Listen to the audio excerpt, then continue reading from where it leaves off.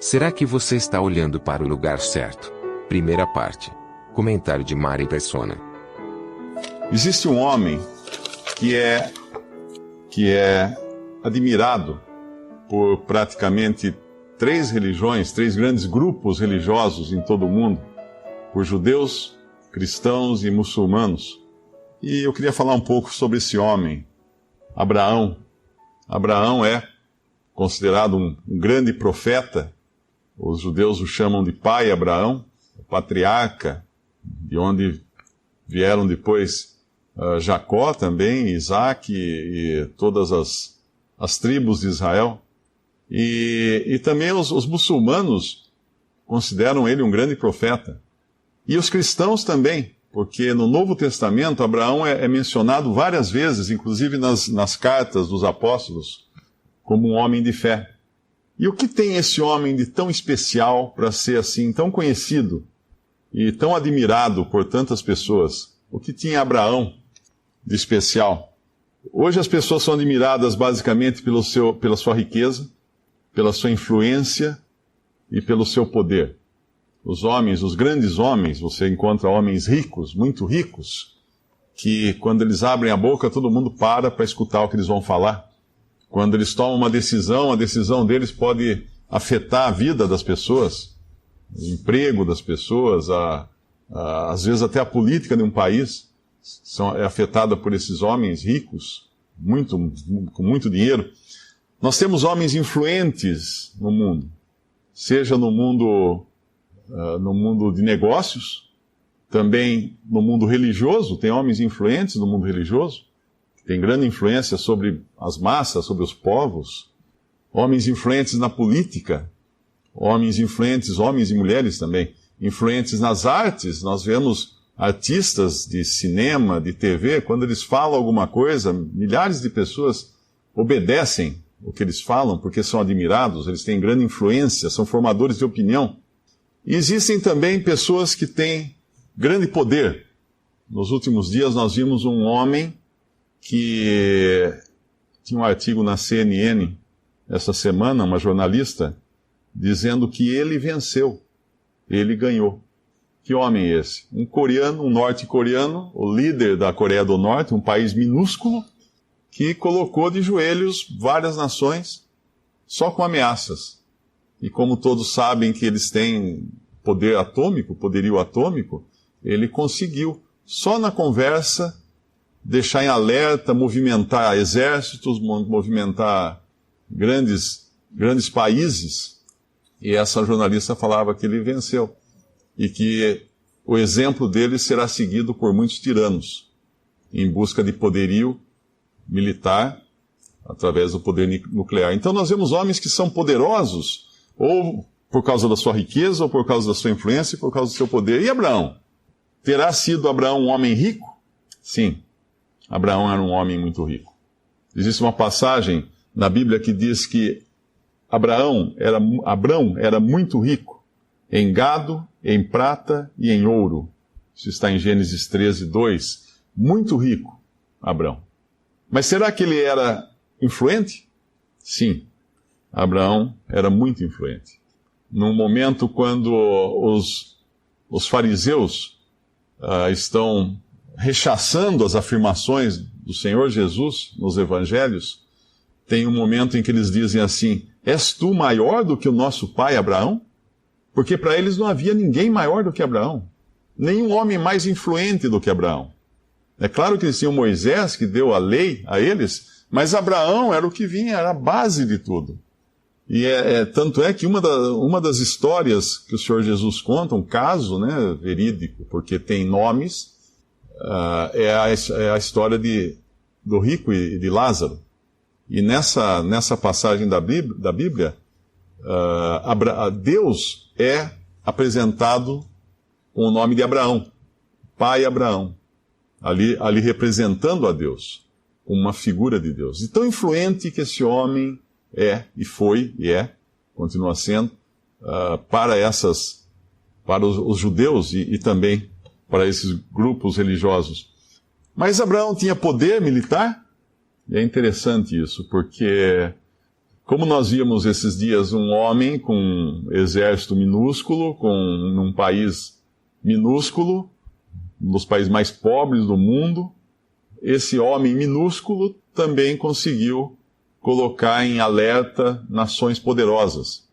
E Abraão era um homem pequeno em relação aos poderes da sua época. Mas tem uma passagem que fala que quando houve Ló, o sobrinho de Abraão, foi sequestrado, Abraão juntou então os seus criados, armou os seus criados, nascidos em sua casa, 318 homens. O que é um exército de 318? Não é nada.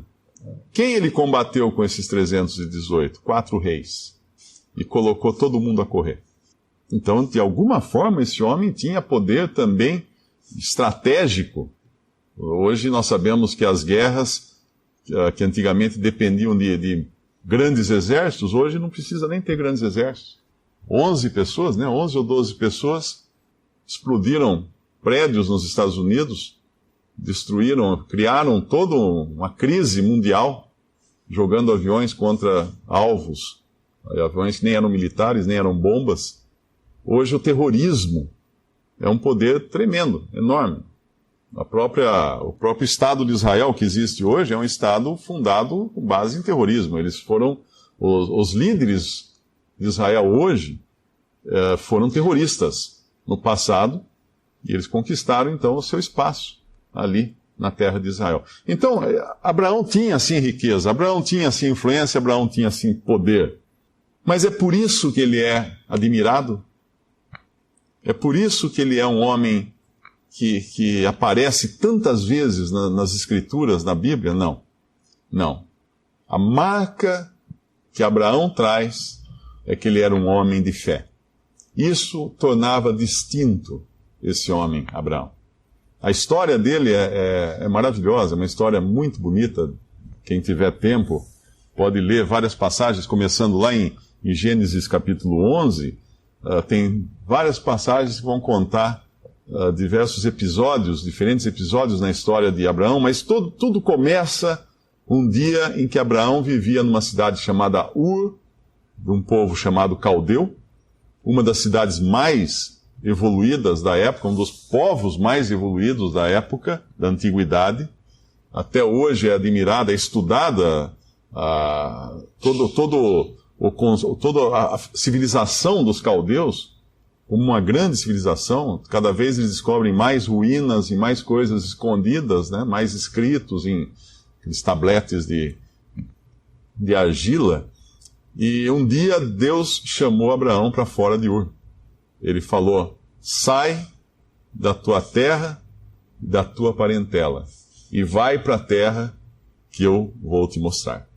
Bom, até aí tudo bem, né? Se eu chegar para alguém aqui e falar assim: olha, está tendo uma grande oportunidade agora no Rio de Janeiro de negócio, sai daqui de Limeira e vai para o Rio de Janeiro, que lá está tendo uma grande oportunidade de negócio. Aí você vai, pega os jornais e fala: estão acenando com a Copa aí, estão vindo grandes empresas, vai ter muito negócio no Rio de Janeiro, eu vou para o Rio de Janeiro. Ou vai para o país tal, porque lá agora é a oportunidade, ou vai para tal país, porque lá os investimentos dão mais rendimentos, então você vai. Agora, o que Deus efetivamente falou para Abraão foi o seguinte: sai da terra de Ur e vai para a terra que eu vou te mostrar. Ou seja, Deus não deu um destino para Abraão. É como falar para vocês: olha, se prepare, saia de Limeira e vá então, que vai ter grandes negócios lá. Mas lá onde, Mário? Lá. Mas lá onde? Não, vai, primeiro põe a mudança no caminhão e sai na estrada. Quando você estiver na estrada, eu ligo para você que vai chegar. Imagina que eu vou pôr uma mudança no caminhão, sair na estrada, você vai ligar para mim depois para dizer onde é? De jeito nenhum. Mas Abraão fez isso. E por isso ele é o homem de fé. Ele é um homem considerado de fé. Lá, essa passagem, a gente pode até abrir, está em Hebreus capítulo 11.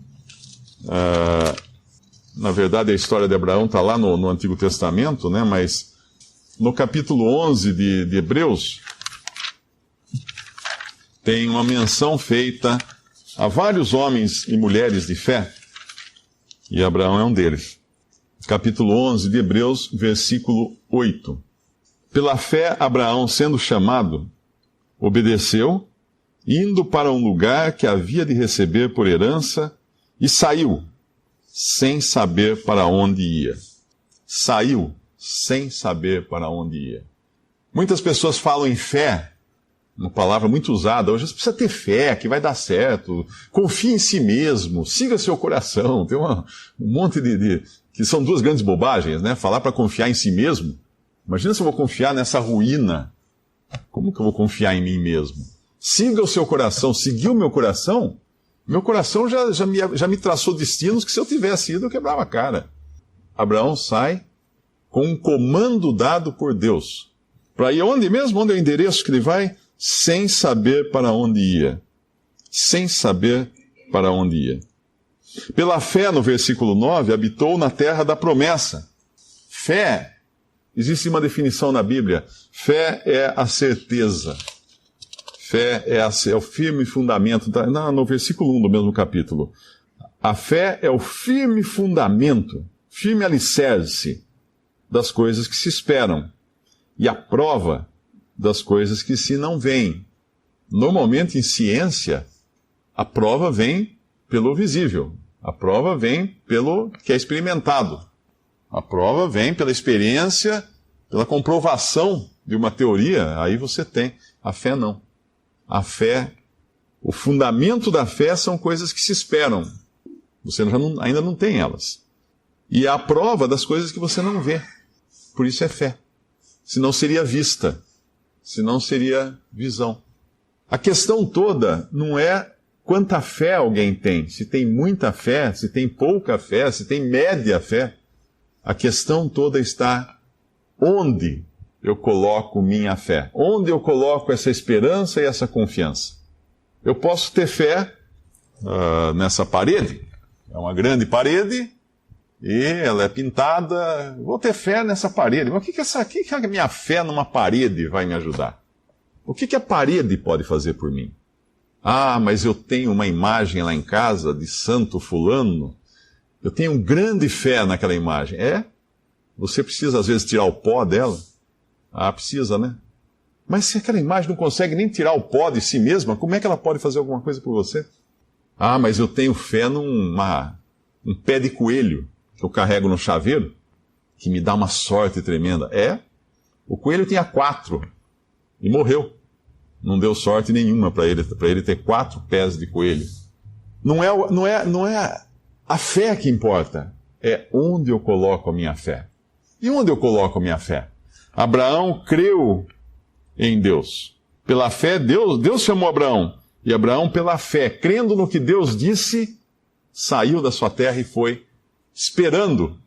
Ele ficou na esperança também. Onde Deus vai me levar? Não sei.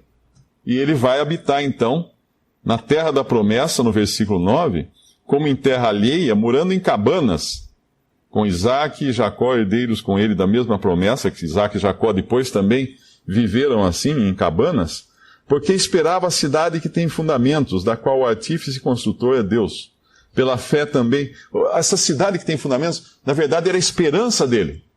Nós vimos 2 coisas. A fé é a prova das coisas que se não veem. Então ele saiu sem enxergar. Mas a fé também é o firme fundamento das coisas que se esperam. Abraão tinha uma esperança, que Deus deu uma esperança a ele, a terra. E Deus deu uma ordem. Vai. E ele foi esperando chegar nessa terra que Deus iria indicar para ele. Mas no versículo 11, pela fé também a mesma Sara recebeu a virtude de conceber e deu à luz já fora da idade, porquanto teve por fiel aquele que lhe tinha prometido. Pelo que também de um, e este já amortecido, descenderam tantos em multidão como as estrelas do céu e como a areia inumerável que está na praia do mar. Um já amortecido. O que ele está dizendo aqui? Sara era uma idosa. Abraão era um homem centenário. Os dois eram muito velhos. Muito velhos. Quando eles tiveram o filho Isaac. Eles eram muito velhos. Eles não estavam... Hoje se fala muito em terceira idade, né? Já estava na 4ª, 5ª idade eles estavam. Se fala em melhor idade, né? Hoje, tentando mascarar a velhice, né? A melhor idade deve ser para os médicos, né? Que vão vender mais consultas, ou melhor idade porque acaba logo. Mas não é realmente a melhor idade. A Bíblia fala que não é a melhor idade. A Bíblia fala para buscar o Senhor nos dias da tua mocidade. Por quê? Porque antes que venham os maus dias, nos quais digas, não tenho neles prazer. E aí começa uma relação toda das coisas que começam a falhar. Os olhos, os ouvidos, os dentes, a saúde, e é só decadência total. E nesse estado de decadência, de amortecimento que fala aqui, já amortecido, eles tiveram um filho. Um milagre de Deus. E Deus tinha prometido esse filho para eles. E Abraão creu.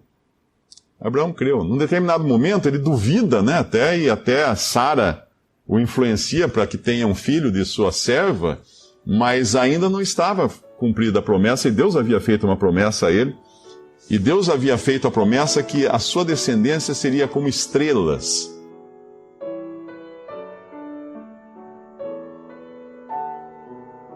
Visite Respondi.com.br.